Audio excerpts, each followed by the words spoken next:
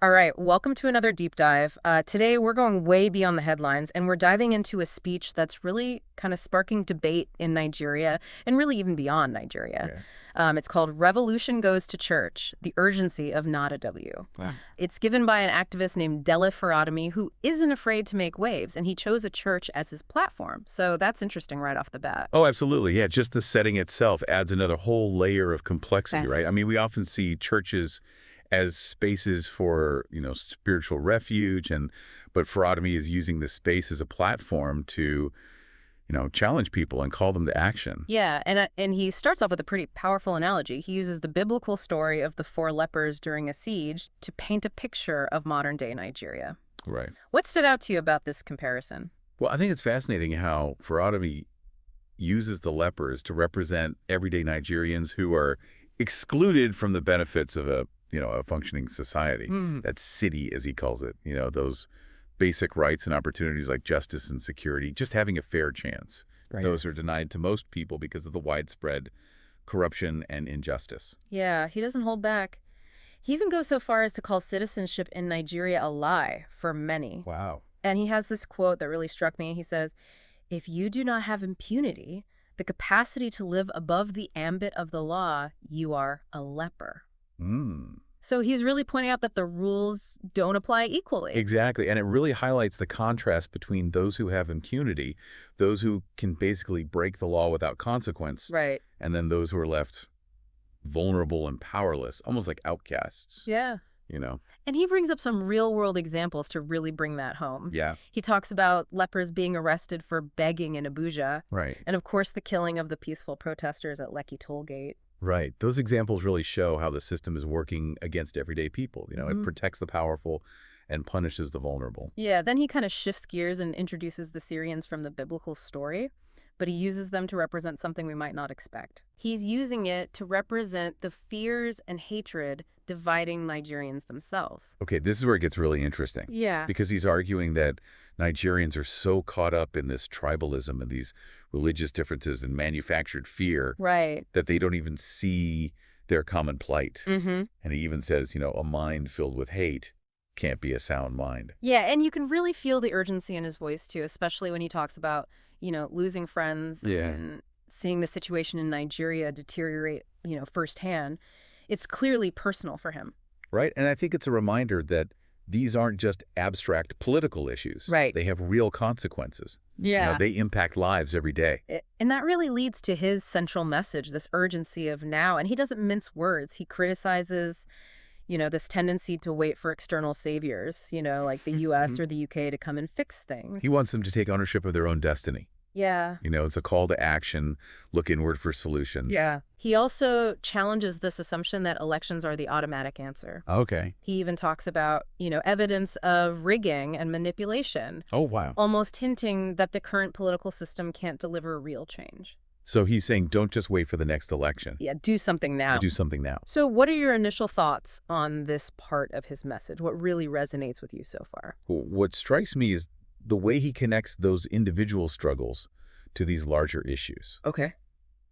It's easy to just focus on our own problems, but he's saying, look, they're all connected to this broken system that needs to be challenged. And this leper analogy, Yeah. how it exposes this, illusion of citizenship for so It's many. a powerful image. Yeah. Because it really makes you question who benefits from the way things are Right. and who has the power to change it. And I think it's a question for all of us, not just Nigeria. Definitely. He is very passionate about this, and his delivery is captivating. I am curious to see where he goes next with this call to action. Yeah, me too. So let's dig a little deeper into those solutions and see what kind of impact this message might have.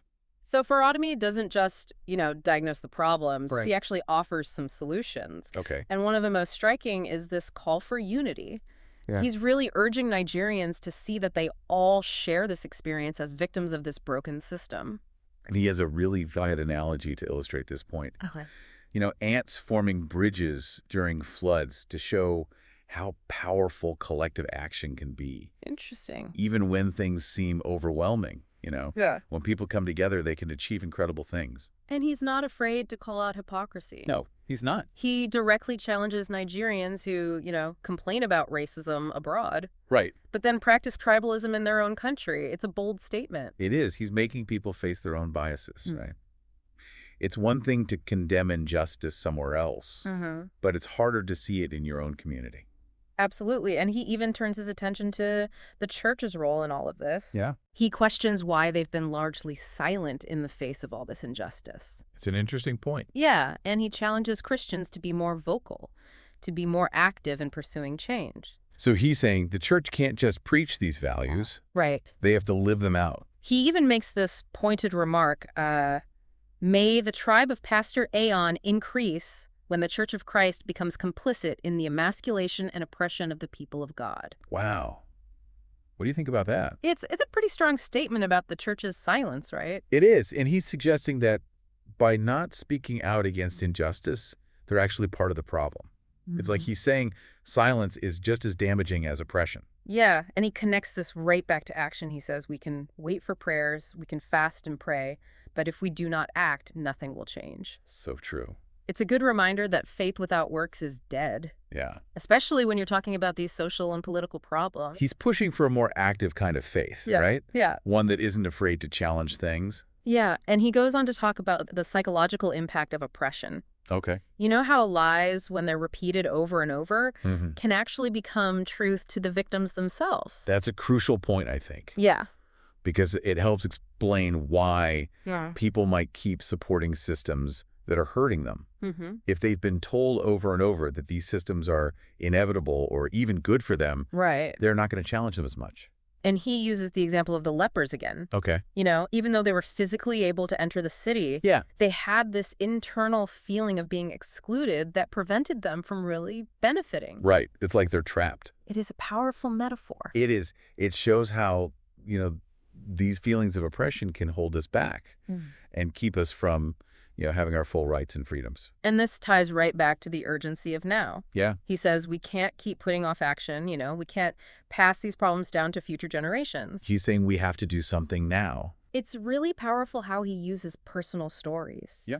He talks about his own experience with the Nigerian justice system. Oh, wow. He was imprisoned for 6 years, even though he was innocent. That must have been so hard. It makes his message so much more real, right? Yeah. It shows he's not just talking about theory. Mm-hmm. He's lived through these things. And it makes his call to action so much stronger because he's not asking people to do something he hasn't done himself. He's leading by example. Exactly. So I know our listener knows a lot about Nigeria. Right. But what are some takeaways for anyone who's struggling with injustice or inequality? Well, his message is universal, isn't it? Injustice, exclusion. Right. Needing to work together. Those themes go beyond Nigeria. Right. I mean, we can all relate to feeling excluded or silenced or marginalized. We can all see the dangers of tribalism, right? Whether it's because of ethnicity or religion or politics. Mm-hmm. It's all arbitrary, Mm-hmm. and we all have to play a part in changing these systems. Absolutely. And it makes us examine our own role in all of this. Yeah. Are we speaking out against what's wrong? Are we staying silent because it's easier or we're afraid? It's a question we all have to ask ourselves. It is. And it's a reminder that change starts with each of us. Yeah, we can't just wait for others to fix things. Right. We have to use our own power to create a better future. And Farotimi ends his speech with this really powerful quote. Do what you have to do. It will not always be convenient, but if you are convinced it is the right thing to do, do it. Yeah, it's a real call to action, right? Mhm. Urgent and empowering at the same time. Yeah. He's not just pointing out the problems. Right. He wants people to take charge and actually make a difference. Mm-hmm. Even when it's hard, even when it's uncomfortable. It really does, connect with that whole idea that we can't just wait for somebody else to fix things. Yeah. It starts with each of us, taking responsibility. Absolutely. And I think that's one of the most important things to take away from his message. Mm. It's a reminder that we all have a part to play in creating a more just and equitable world. Yeah. Doesn't matter if you're in Nigeria or anywhere else. And he challenges us to think outside the box, Yeah. He's skeptical that elections alone can really bring about the kind of change that's needed. Right. He wants us to explore other options. Yeah, so he's pushing us to be creative, to find new ways to challenge the way things are. It's about taking action as a group, organizing in our communities, and holding those in power accountable. So if you had to boil down Farotimi's message to its core, what would you say is the main idea the listener should remember? Well, for me, it's the power of unity and collective action. Mm-hmm. He reminds us that even when things seem impossible, Yeah. People can do amazing things when they work together toward a common goal. And he stresses the importance of recognizing our own power to act. Right, we're not just helpless We bystanders. can shape our own futures. Exactly. We can create a better world. It's both inspiring and challenging, isn't it? It's a call for each of us to step up, to do our part, To fight for justice. to speak out against injustice. Yeah. And his speech really highlights the dangers of complacency, of staying silent. We can't just sit on the sidelines. We need to be in the fight. Right. He's saying move beyond just thoughts and prayers. Mm-hmm. Put your beliefs into action. That's where real change comes from. That's how things get done. Well, I think this deep dive has given our listeners a lot to consider. Definitely. Farotimi's message is powerful and really makes you think. It does. It's a call to action that goes beyond borders. It resonates with anyone who believes in a more just and equitable world. And remember, this is just the beginning. Yeah. Keep exploring these ideas. Challenge your own assumptions and find ways to make a difference where you are. Thanks for joining us on this deep dive. See you next time for another one. We'll be exploring another topic that matters.